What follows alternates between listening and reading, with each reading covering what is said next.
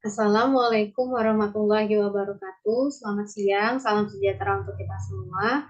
Pertama-tama yang saya hormati Ibu Roslina selaku dosen pengampu mata kuliah Sains Data dan teman-teman sekalian.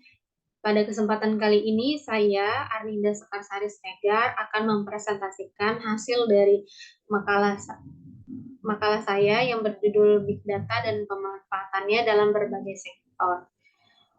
Pengertian Big Data terbagi menjadi tiga. Yang pertama, pengertian Big Data secara konseptual, yaitu suatu tren yang mencakup area yang luas dalam dunia bisnis dan teknologi. Big Data menunjukkan pada teknologi dan inisiatif yang melibatkan data yang begitu beragam. Menelli tahun 2013 mendefinisikan Big Data sebagai generasi berikutnya dari pergunakan data dan analitik bisnis dan siap memberikan pendapatan ini atas biaya yang efisien untuk perusahaan. Talifas tahun 2015 mendefinisikan Big Data sebagai volume tinggi, kecepatan tinggi, dan aset informasi beragam tinggi yang menuntut bentuk pemrosesan informasi yang efektif dan inovatif untuk meningkatkan wawasan dan pengambilan keputusan. Pemicu perkembangan Big Data itu terbagi menjadi tiga. Yang pertama, pesatnya pertambahan kemampuan penyimpanan data, yakni kemampuan penyimpanan data telah bertumbuh sangat signifikan. Pergeseran penyimpanan data dari yang analog menjadi digital. Dan ini merupakan grafik dari pertumbuhan data storage. Yang kedua, pesatnya pertambahan kemampuan mesin pemrosesan, yaitu seiring dengan pesatnya perkembangan teknologi hardware, maka kapasitas komputasi pada mesin atau perangkat komputer juga telah meningkat sangat signifikan. Dan ini merupakan grafik pertumbuhan kapasitas komputasi. Yang ketiga, ketersediaan data yang melimpah, yaitu perusahaan-perusahaan dari berbagai sektor di Amerika Serikat memiliki data setidaknya 100 terabytes. Bahkan banyak di antara perusahaan-perusahaan tersebut memiliki data sebanyak 1 petabytes. Dan ini merupakan grafik dari ketersediaan data dari berbagai sektor di Amerika Serikat. Klasifikasi data terbagi menjadi dua, yakni data terstruktur dan data tidak terstruktur. Data terstruktur yaitu kelompok data yang memiliki tipe data, format, dan struktur yang telah terdefinisi.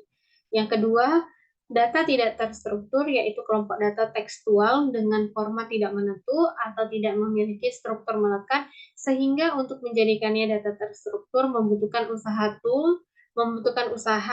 tools, dan waktu yang lebih. Data ini dihasilkan oleh aplikasi-aplikasi internet seperti blog, media sosial, video, dan audio.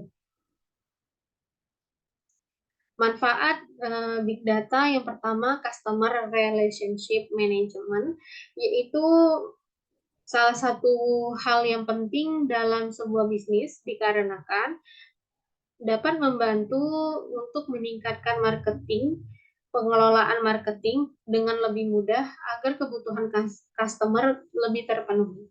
Yang kedua, mendorong inovasi, yaitu Big Data dapat membantu berinovasi dengan mempelajari hubungan antara manusia, lembaga, entitas, dan berbagai proses hingga akhirnya dapat menemukan cara baru untuk menggunakan pengetahuan baru tersebut. Yang ketiga, sebagai data sharing, yaitu ketika sebuah bisnis mulai berkembang, maka perusahaan atau bisnis tersebut mulai memperhatikan produk mereka hingga situasi yang akan muncul. Sehingga tidak ada informasi yang cukup untuk membangun produk dengan pasti. Tetapi data yang justru bisa membangun produk tersebut tidak mungkin diperoleh tanpa meriset produk lain terlebih dahulu. Yang keempat, menganalisis resiko, yaitu keberhasilan dan kegagalan sebuah bisnis bukan hanya soal bagaimana bisnis itu, bagaimana menjalankan sebuah bisnis, tetapi ada berbagai ekonomi atau sosial yang juga berperan penting dalam menganalisis resiko tersebut. Hasil analisis dari big data adalah analitik yang prediktif. Hal ini dapat memungkinkan untuk menganalisis baik itu pada media sosial maupun website.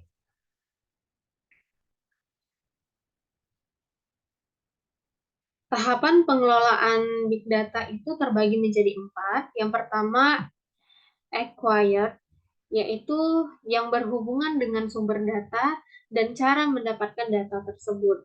Yang kedua itu akses, yang berhubungan dengan daya akses, di mana data yang sudah dikumpulkan memerlukan tata kelola dan integrasi untuk dikelola ke tahap yang selanjutnya. Yang ketiga, analitik, yang berhubungan dengan informasi yang didapatkan dari hasil pengelolaan data yang telah terproses. Dan yang keempat, itu application, yang berkaitan dengan visualisasi dan reporting hasil dari analitik. Tools ini biasanya digunakan untuk RStudio. Pemanfaatan big data dalam sektor bisnis terbagi menjadi 5. Yang pertama, untuk mengetahui respon masyarakat terhadap produk-produk yang dikeluarkan melalui analisis sentimen di media sosial. Yang kedua, membantu perusahaan mengambil keputusan secara lebih tepat dan akurat berdasarkan data. Yang ketiga, membantu meningkatkan citra perusahaan di mata pelanggan. Yang keempat, perencanaan usaha dengan mengetahui perilaku pelanggan seperti pada perusahaan telekomunikasi dan perbankan. Dan yang kelima, mengetahui tren pasar dan keinginan konsumen. Pemanfaatan big data pada sektor layanan publik terbagi menjadi 3, yakni yang pertama, mendapatkan feedback dan respon masyarakat sebagai dasar penyusunan kebijakan dan perbaikan pelayanan publik.